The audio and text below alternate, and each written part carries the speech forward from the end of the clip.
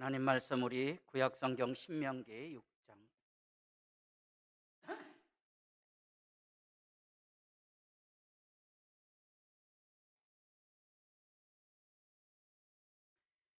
신명기 6장 20절.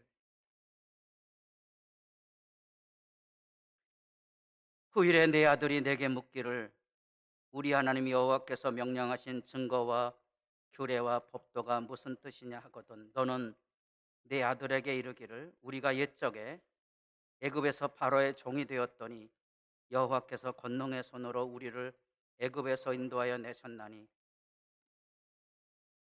곧 여호와께서 우리의 목전에서 크고 두려운 이적과 기사를 애국과 바로와 그의 온 집에 베푸시고 우리 조상들에게 맹세하신 땅을 우리에게 주어 들어가게 하시려고 우리를 거기서 인도하여 내시고 여호와께서 우리에게 이 모든 규례를 지키라 명령하셨으니 이는 우리가 우리 하나님 여호와를 경외하여 항상 복을 누리게 하기 위하심이며 또 여호와께서 우리를 오늘과 같이 살게 하려 하심이라.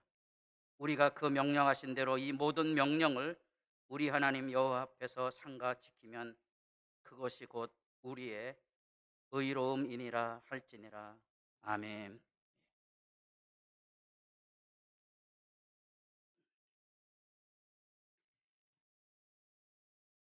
주의 복되는 청이 새롭기를 바랍니다.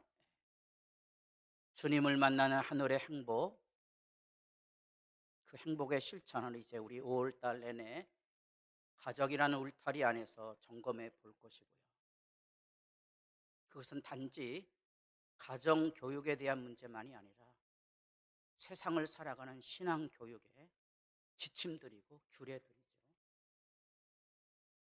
바라기는 가정의 달을 통하여서 복된 믿음의 관계, 하나님 날 사랑하신 그 사랑의 관계가 나와 하나님뿐 아니라 나와 내 자녀에게, 내 부모에게, 그리고 내 이웃, 내 교회에게 이 사랑의 복된 관계를 나누는 아름다운 역사를 꿈꾸며 살 수 있기를 바랍니다. 5월은 제게도 굉장히 설교 준비에 고통이 따르는 시간입니다. 왜냐하면 우리의 현실을 바꿀 수 있을까? 그것 때문에 그렇습니다. 여기 어르신들 자녀를 다 키웠다고 생각하거든요. 다 키우셨습니까? 어떻게 하나님을 만나십니까? 오늘 우리 신명기 6장에서 우리는 그 자녀 교육의 실제를 지켜보게 될 것이고요. 우리가 무엇을 준비하고 어떻게 자녀들을 받아들이며 살아갈 것인가에 대한 고민과 아픔, 그 지혜를 만날 수 있기를 바랍니다. 이게 이제 회당에 있는 엘리야의 의자라는 겁니다. 이 엘리야의 의자는 유대인들이 매년 우리로 얘기하면 고난주간이 다가오는 6월절에 그들이 잔치를 하는데, 잔치라 그래 거창한 게 아니고요, 예배를 드립니다. 특별한 순서를 가지고 예배를 드립니다. 6월절 세대입니다. 그 식탁의 자리에는 반드시 이런 의자 하나를 빈 자리에 놓습니다. 하나는 어린아이를 옆에 두고요, 하나는 이렇게 엘리야의 의자를 둡니다. 여기 누가 앉는다고요? 엘리야, 메시아가 여기 옆에 앉는다는 거예요. 그리고 바깥의 문도 좀 열어놓습니다. 언제든지 메시아가 우리 집에 들어오셔서 우리의 자리에 앉도록. 이게 하나님이 우리 가정 안에 와 있다는 실제 교육이에요. 그리고 그들의 식탁에 6월절이 되면 4번의 포도주를 마시게 되는데 거기에도 이제 엘리야의 잔이 있습니다.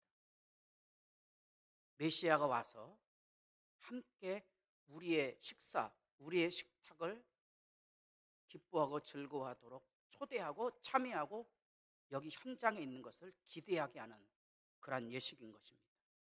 바로 이런 훈련들을 통하여서 유대인들은 무엇을 교육했는가 하니 구원의 역사가 모세를 통하여 이루어져 우리가 그 규례를 지켜야 된다.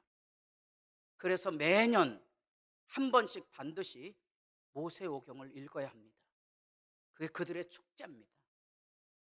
이게 이제 13살이 되면 자기가 이제 어른이 돼서 자기가 일어나서 성경을 읽을 수 있어야 돼요. 어른입니다. 거기까지가 부모가 자녀를 교육시키는 교육의 기초입니다. 우리는 주로 이때부터 아이를 잡아서 공부를 시키려고 하죠. 이때부터 아이를 잡아서 신앙생활 하려고 합니다. 어긋나죠. 왜? 뿌린 게 없으니까 자라날 게 없어요. 이 12살까지 신앙교육을 철저하게 했어야 돼요. 왜냐하면 그 말씀 안에서만이 하나님의 사람으로 살아갈 수 있는 힘을 얻거든요. 신약 성경에는 하나님의 사람이란 말이 또 나옵니다. 신약 성경에 가르치고 있는 신앙 교육은 누가 가르치는 게 아니고 중요한 것은 성경이에요. 디모데후서 3장 16절, 모든 성경은 하나님의 감동으로 된 거예요. 이 성경이 하나님의 사람을 기르게 됩니다. 교훈과 책망과 바르게 함과 의로 교육함으로 하나님의 사람을 만드는 거예요. 그러니까 하나님 앞에서의 가정의 가장 핵심은 하나님의 말씀이 살아있어야 하는 거예요. 그것이 이제 가정의 중요성이고 부모와 자녀 간에 지켜야 될 규례입니다. 13세가 되면 이제는 각자가 자기가 하나님 앞에 서서 자기 인생의 책임을 져야 해요. 하나님의 말씀을 들을 수 있어야 돼요. 그 신앙 교육이 오늘 본문에 나오고 있다는 사실입니다. 그래서 여기 6장 20절, 후일에 내 아들이 묻기를, 이거 신앙 교육의 핵심인 거예요. 이런 것들을 6월절 같은 구원의 절기 속에 아까 얘기한 것처럼 여기 엘리야의 자리가 있다면 여기 어린아이의 자리가 있죠. 이 아이로 하여금 묻게 하는 거예요. 이건 묻게 해요. 그럼 대답을 해 주어야 돼요. 이게 이제 신앙 교육의 실제 모습이에요. 앞으로 또 넘어가서 이게 간단한 문제가 아니라는 사실을 여러분 성경으로 확인해 보세요. 앞으로 넘어가면 출애굽기가 있습니다. 출애굽기 12장.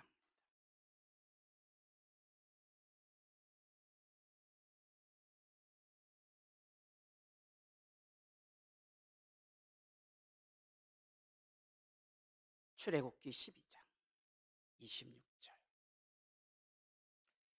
다 같이 보겠습니다. 이후에 너희의 자녀가 묻기를 이 예식이 무슨 뜻이냐. 이건 묻게 한다 그랬죠. 이걸 묻게 하면 그 다음에 대답을 해줘야 돼요. 하나님의 구원하심에 대한 대답. 그래야 27절 머리 숙여 경배하는 예배가 되는 거예요. 예배는 성경책 펼쳐놓는다고 예배가 되는 게 아니고 하나님이 이곳에 와야 예배가 되는 거예요. 교회당에 온다고 해서 예배가 되는 게 아니고 내가 하나님을 만나야 예배가 되는 거예요. 어떻게 하나님을 만납니까? 하나님의 말씀이 나를 다스릴 수 있어야 예배가 되는 거죠. 우리에게 예수 가정이 살아있는가? 그것은 우리의 자녀들이 하나님의 말씀을 들을 수 있는가에 달려 있습니다. 내가 가르쳤다면 그 다음에 내가 기도하는 것뿐이에요. 내가 뿌린 그 말씀이 내 자녀를 다스려서 하나님의 구원과 영광을 경험하며 평생 내가 그랬던 것처럼 내 자녀들에게도 하나님을 기뻐하고 즐거워하며 복되게 살아가도록 그렇게 기도할 것뿐이죠. 말씀이 싹이 나서 자라도록 기도하고 기대하는 거예요. 그게 예수 가정이에요. 예수 가정의 신앙 교육의 핵심이 뭐냐? 오늘 이제 본문에 잘 요약이 되어 있습니다. 여러분들이 그냥 주일날로 오셔서 찾아 졸다 갈 생각하지 마시고 예배를 드리고자 했다면, 그리고 우리가 자녀를 위해서 눈물을 쏟아 기도했다면 이 사실은 절절하게 여러분 안에 다가와 있을 거거든요. 첫째, 뭘 얘기하죠? 여러분이 읽은 신명기 6장 20절, 후일에 네 아들이 묻기를, 이런 규례와 법도를 왜 지켜야 됩니까? 그러면 뭐 얘기해 줘야 됩니까? 우리를 구원하신 하나님 얘기를 해주는 거예요. 구원에 대해 얘기를 해주는 거예요. 구원이 뭡니까? 애굽 종살이에서 하나님이 우리를 건져냈다는 거예요. 그게 구원이거든요. 그럼 내 자녀들에게 동일한 얘기를 해주셔야 돼요. 왜냐하면 24절 끝에 보면 또 여호와께서 우리를 뭐같이? 오늘과 같이. 오늘 지금 어떠한 자리에 예배하든지 구원의 이야기를 들려줄 수 있어야 되는 겁니다. 오늘 새벽에 이제 룻기 말씀 읽었거든요. 흉년이 들어서 약속의 땅을 잃어버리고 나그네로 살아야만 됐던 비참한 가정, 그 나오미가 하나님께 뭐라고 호소를 하고 있는 거니? 여호와께서 나를 치셨으므로 하고 눈물을 흘리는 거예요. 다 잊어버린 거죠. 다 잊어버렸는데 팔자 타령을 하는 게 아니에요. 다 잊어버렸는데 나는 하나님 앞에 뭘 지키는 거 아니? 하나님이 내게 주신 인애, 자비를 지키는 거죠. 그래서 우리 같았으면 보통 시어머니가 아들이 죽었으면 그 며느리도 원수 되거든요. 우리 사고는 어떻죠? 며느리 잘못 들어와서 이렇게 있다고 말하지 않겠어요? 간사한 거잖아요. 나오미는 그런 생각하지 않습니다. 너희들이 죽은 내 아들에게 그리고 지금 나를 선대해 주었으니 하나님이 너희들의 가는 길에 선대 복 주시기를 원하노라. 나에겐 희망이 없으니 돌아가라 그랬지요.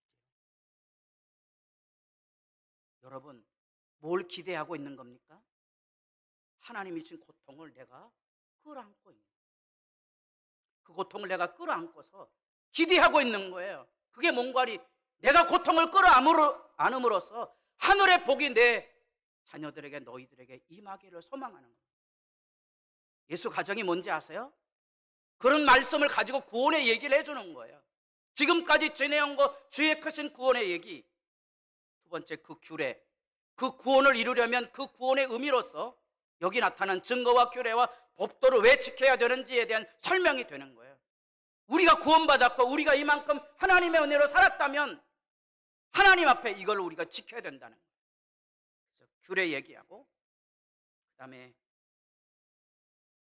24절에 우리가 우리 하나님 여호와를 경외하여 항상 복을 누리게 하기 위함이라. 구원과 규례를 말씀했다면 이 길 끝에는 하나님을 두려워하고 경건한 삶을 살면 반드시 복을 주실 것에 대한 확신을 심어주는 거예요. 마지막으로 그게 의롭다는 말이에요. 의로움은 다른 게 아니에요. 하나님 복 주심에 대한 기대를 가슴 벅차게 가지고 사는 거예요. 이게 이제 자녀 교육이에요. 이것을 가지고 우리가 하나님 앞에 자녀를 교육하고 이것을 가지고 우리가 세상을 살아가는 거예요. 그런 점에서 부모와 자녀는 이 말씀 교육으로 어우러지는 관계입니다. 부모와 자녀가 왜 갈등 관계가 되냐? 부모하고 자녀만 있잖아요. 이렇게 되면 갈등 관계가 되거든요. 갈등 관계를 바꾸셔야 돼. 이렇게 이 위에는 누가 있어야 되죠? 하나님이 계세요. 이 부모가 갈등 관계가 아니야.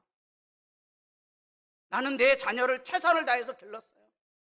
이제 복 주시는 분은 누구라고요? 하나님인 거예요. 자녀들도 마찬가지예요.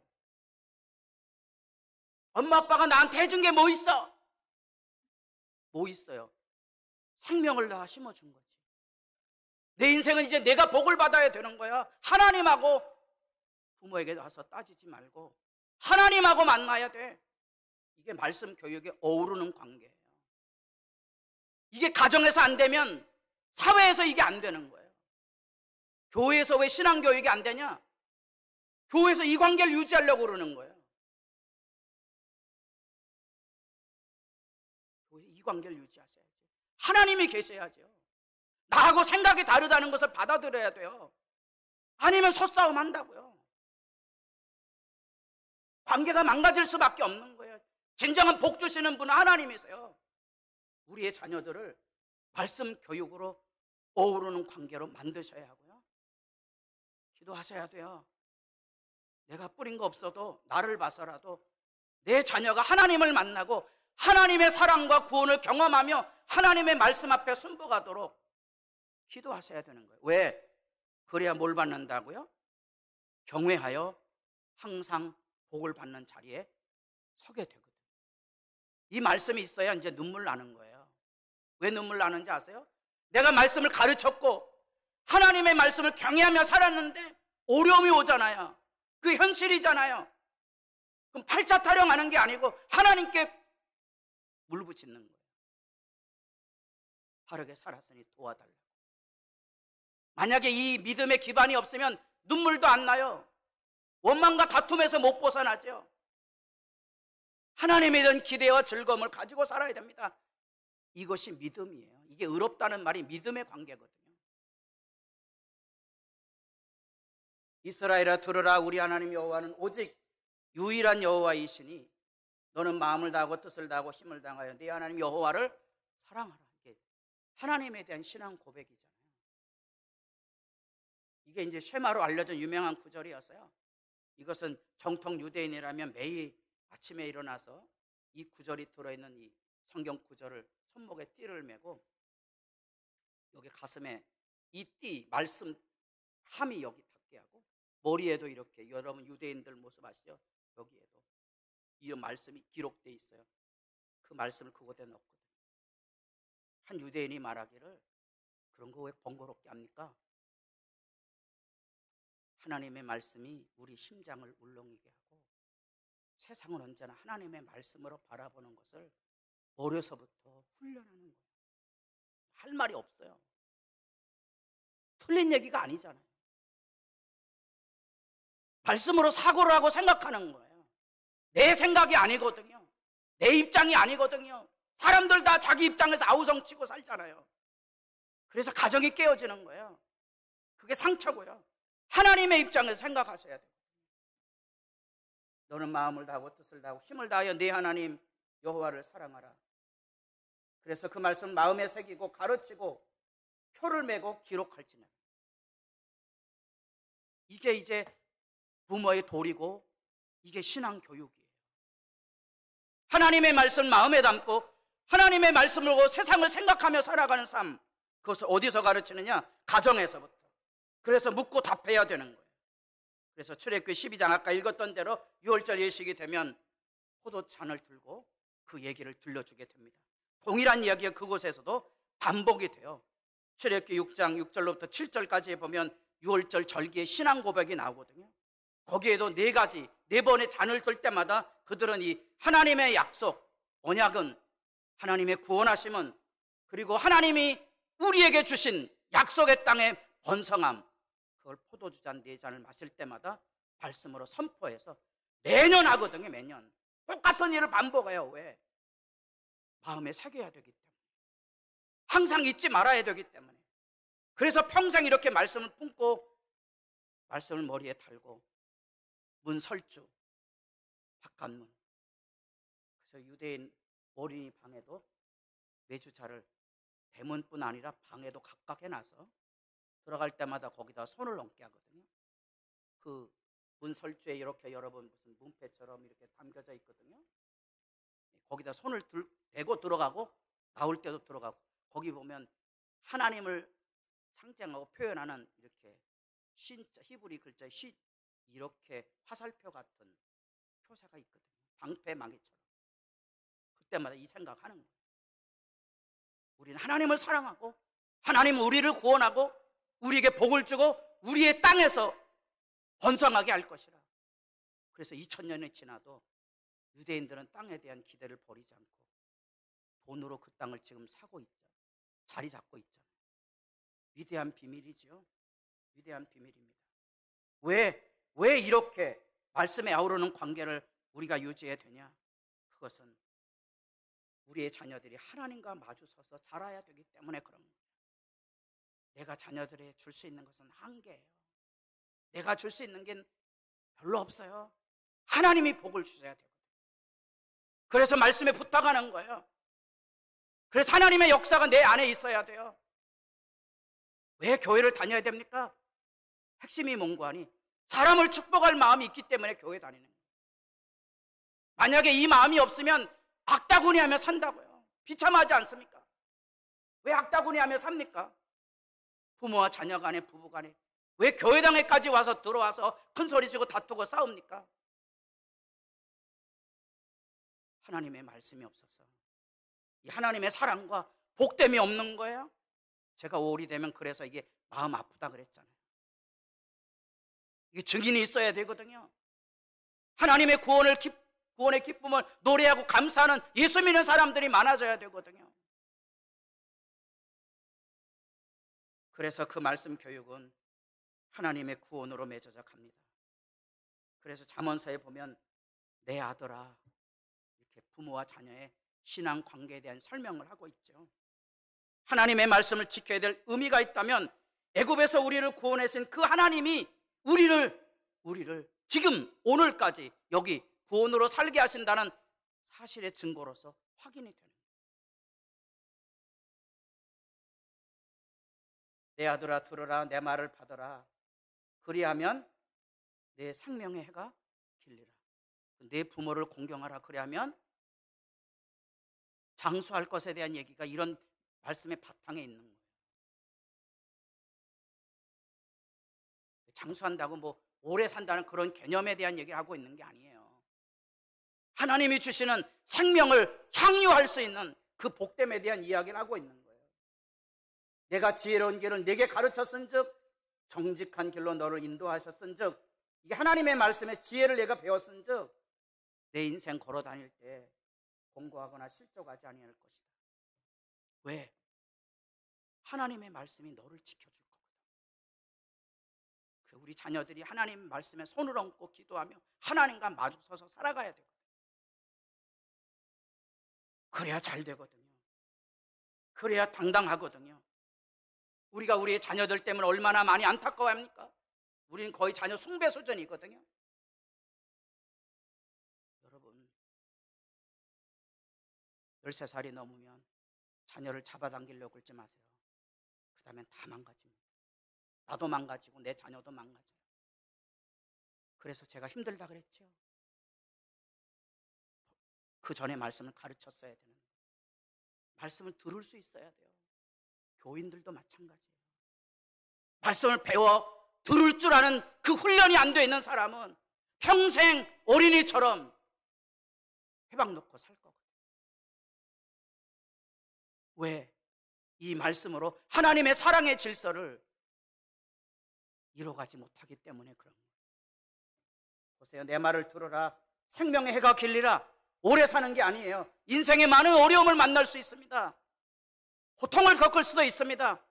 그 말씀이 너를 지켜줄 것이다. 그것이 매년 예배할 때마다 신앙 고백이 돼서 가족들이 서로 끌어안고 감사하는 거예요. 교회가 바로 이런 것 때문에 감사해야 돼요. 해마다 달마다 믿음의 연륜이 마치 나이테가 붉어진 것처럼 세월이 지나갈수록 하나님의 은혜와 사랑이 점점 깊어져 가야 되는 거죠. 그게 믿음의 진실이거든요. 우리 부부가 만나서 처음 사랑보다 지금의 사랑이 더 깊어야 믿음의 진실이 보증이 되는 거거든요. 내가 처음 믿을 때보다 지금이 하나님의 은혜와 사랑을 가지고 성도를 사랑하는 기쁨이 있어야 믿음의 진실이거든요. 그거 없으면 쭉정일 가능성이 높거든요. 부모와 자녀는 그런 점에서 하나님의 복됨을 지켜가는 관계입니다. 우리가 좋아하는 복됨은요, 절로 비나이다 해서 얻는 게 아니고요, 이런 하나님의 말씀 교육과 하나님의 구원의 기쁨을 가지고 있는 사람들만이 누리는 하늘의 행복인 거예요. 그래서 이 오늘 본문에 나타난 이야기, 우리가 그 명령하신 대로 이 모든 명령을 우리 하나님 여호와 앞에서 삼가 지키면 그것이 곧 우리의 의로움이니라 할지니라. 그러면 대부분 뽕합니다. 우리의 믿음의 의는 뭘로 얻는 거죠? 값없이. 그렇죠. 근데 여기는 값없이 얻어요? 지켜서 얻어요? 저를 쳐다보지 마시고 성경에 뭐라 그랬어요? 성경이 틀리지 않습니까? 성경이 어디 틀려요? 내가 틀린 거지. 여러분, 창세기 15장 6절에 아브라함이 하나님을 믿음에 하나님이 그것을 그에게 의로 여기셨다. 끝 아니에요. 그 의의 아름다운 열매는 어디까지 가죠? 자기 아들을 자기 아들을 번제로 드리는 순종에까지 가는 거예요. 거기까지 가야 의로움이거든요. 의로움은 하나님의 말씀을 지키지 않는데 의로움이 생긴다. 성경이 가르치는 바가 아니에요. 그 의로움은 복된 관계를 보증하는 의로움이 아닌 거예요. 그런 점에서 이 하나님의 말씀을 지켜 행하는 일이 소중한데, 하늘이여 귀를 기울이라 내가 말하리라 땅은 내 입의 말을 들을지어다. 내 교훈은 비처럼 내리고 내 말은 이슬처럼 맺히나니. 우리는 별로 이슬 같은 이런 거 별로 주목해 보지 않지만 유대의 척박한 땅은 산등성의 돌짝밭들이거든요. 비도 언제만 오는 거 아니? 겨울에만, 우리로 얘기하면 겨울 기간에만 옵니다. 3개월 동안 비가 오고 9개월 동안은 비가 안 와요. 특별히 6개월 동안은 거의 비 한 방울도 안 온다 그래요. 그럼 여러분 작물이 어떻게 자라겠어요? 다행히 산등성에다가 지중해가 있고 모래바람이 있기 때문에 온도차가 심한 거예요. 그러면 새벽에 온도가 떨어지게 되면 돌짝밭에 뭐가 맺히죠? 이슬이 맺히는 거예요. 돌짝밭에 곡식을 심는 나라가 어디 있어요? 그러나 놀라운 사실은요, 그 척박한 돌짝밭에 이슬이 맺혀서 이슬이 땅에 떨어져서 그게 곡식이 되는 토양을 이루는 거예요. 그래서 유대인들에게는 인생의 거친 여정도 복으로 생각하는 것은 그런 생활 교육이 돼 있기 때문에 그런 거예요. 우린 삶이 어려우면 팔자 타령하고 누구 원망하고 탓하거든요. 생활 교육이 이렇게 되는 거예요. 왜 하나님께서 이스라엘 백성을 약속의 땅으로 인도하며 적과 꿀이 따르는 흐르는 땅이라 그랬을까? 아니잖아요. 적과 꿀은 이 애굽 밑에 나일강이 있거나 유브라데스 티그리스 강이 흐르는 바벨론 지역이 적과 꿀이 흐르는 땅이죠. 여긴 적과 꿀이 흐르는 땅이 아니에요. 왜 그런 말씀하셨을까? 하나님은 이 척박한 땅에도 얼마든지 풍요로운 삶을 일구도록 복을 주시는 하나님이라는 거예요. 아멘 안 하시네. 아멘 안 하시는 분들은 삶에 어려움 당했을 때 뒤집었던 사람들이거든요. 그 고통과 시련을 참고 견뎌서 믿음에 승리한 사람들은 이 말씀이 생생하게 다가오거든요. 비처럼 내리고 내 말은 이슬처럼 맺히나니. 이게 멋있는 말이에요. 그 다음에 내가 여호와 이름을 전파리라. 웃기는 얘기잖아요. 그 척박한 땅에 하나님이 내게 복을 주셔서 다른 사람이 보기에는 알량한 복이거든요. 근데 그 복을 기쁘게 나눠준다는 거예요. 그래서 누구 이름을? 하나님의 이름을 높인다는 거예요. 우스꽝스럽지 않으세요, 여러분? 초대교회는 다 가난한 사람들이 중심을 이뤘어요. 사도행전에 교회가 시작되면서 교회가 당당하게 선포한 게 뭐였죠? 교회에는 뭐가 없었다고요? 가난한 사람이 없었다 그랬죠. 왜 가난한 사람이 없었겠어요? 이 복을 전파하기 때문에 그런 거죠. 내 것이 아닌 거예요. 나만 먹고 사는 게 아닌 거예요. 이게 실제 이야기거든요. 이게 믿음의 사람들의 실제 이야기예요.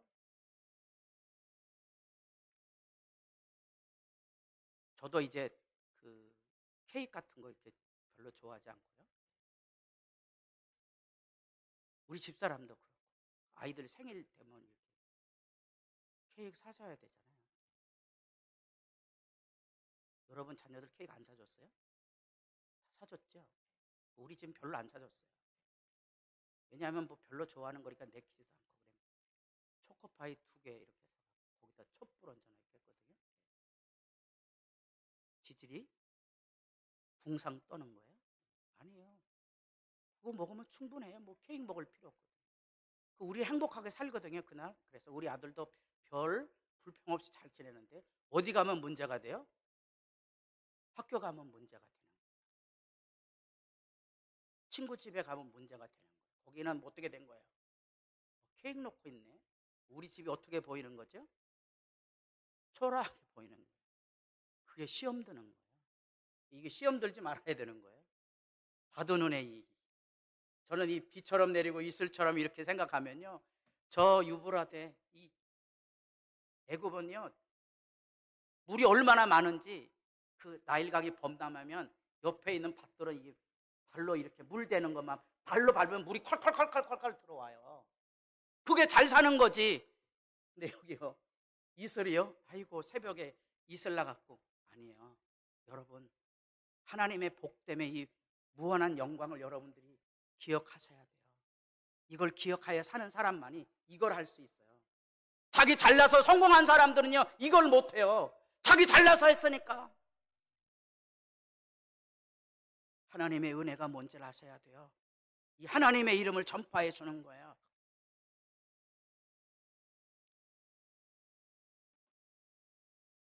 유대인들이 가정에서도 그렇고 학교에서도 이렇게 하나님이 주신 땅을 탐사를 합니다.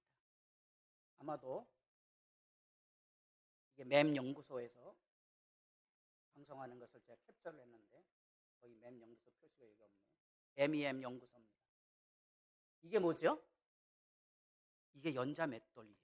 그러니까 성경에 아무리 얘기해봐야 애들이 와서 이 연자 맷돌 돌려보거든요. 연자 맷돌은 사람이 돌리는 게 아니에요.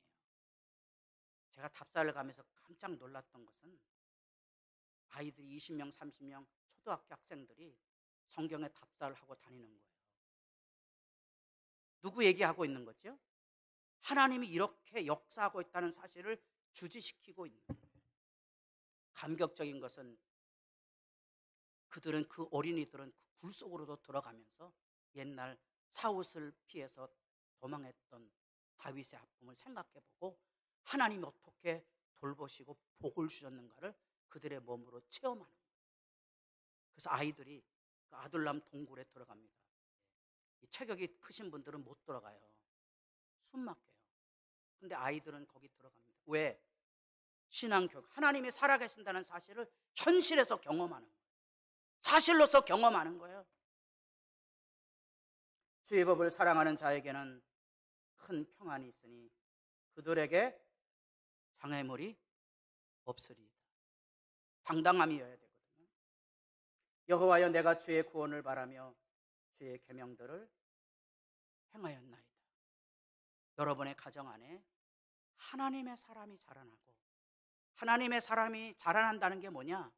오늘 본문에 나타난 것처럼 하나님의 구원과 하나님의 법도와 하나님을 경외하는 복과 하나님의 의로움인 것을 여러분 안에도 만끽하며 살아가는 주의 가정을 세워갈 수 있기를 바랍니다.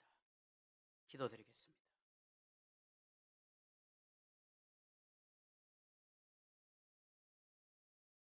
저마다 잘 되기를 원하고 저마다 평안하기를 원하나 참된 복을 주고 하늘의 평안을 주고 은총을 누리게 하는 분은 오직 하나님이시고, 하나님의 말씀과 규례와 법도를 가르치면 구원이 열리고 하나님의 복됨이 채워지나니 그 의로움을 우리도 알게 하시고 우리의 가정을 이 말씀의 토대 위에 세우게 하사 하나님의 사랑의 질서가 세워진 아름다움을 누리는 천국의 가정으로 세워가게 하옵소서.